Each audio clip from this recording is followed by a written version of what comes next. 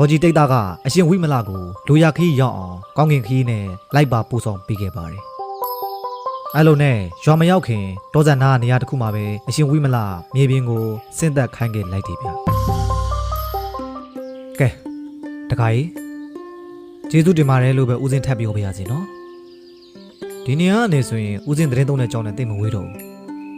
ကိုတော့ကို့ဘာသာကိုပဲခြေချင်းကြွလိုက်ပါတော့မယ်အပြန်ခီးဘေးကင်းပါစေနော်ဒီမှာဗျာ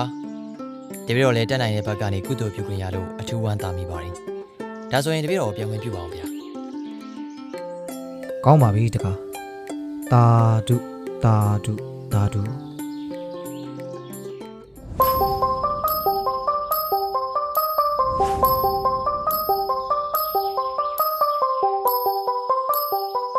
မြင်းငွေနဲ့ပျောက်သွားတော့မှအရှင်ဝိမလသတင်း300အောင်မိုင်းရွာကျောင်းစီကိုပြန်ကြွသွားခဲ့တိုးတယ်ဗျဟေ့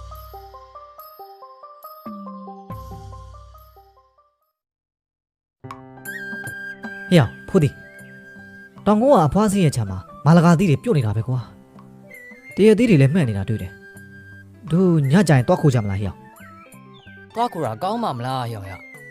နေ့ပဲသွားတော့ရင်လည်းရနိုင်တာပဲကွာဟမ်ရမှန်ထင်လို့လားမင်းကတောင်းလည်းမရဘူးဝယ်လည်းမရောဘူးဟာ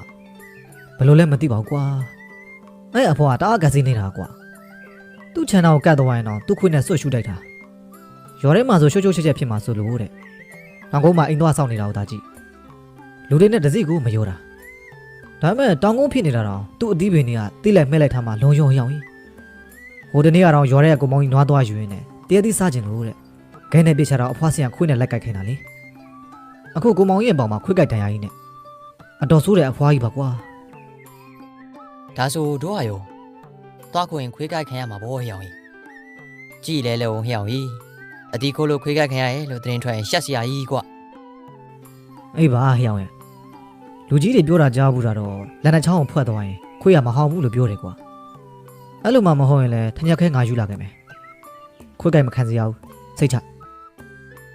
73နှစ်အရွယ်တန်ပြားနဲ့ဖိုးတီတို့ညကြရင်တရသီးခိုးဖို့အတွက်တိုင်ပင်နေကြတာဖြစ်ပါတယ်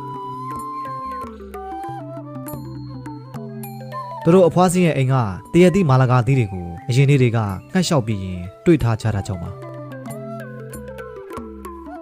ဒီနေရာမှာအဖွားစင်းအကြောင်းနည်းနည်းပြောပြရမယ်ဆိုရင်အဖွားစင်းကအသက်60ကျော်လို့80နာကန့်နေ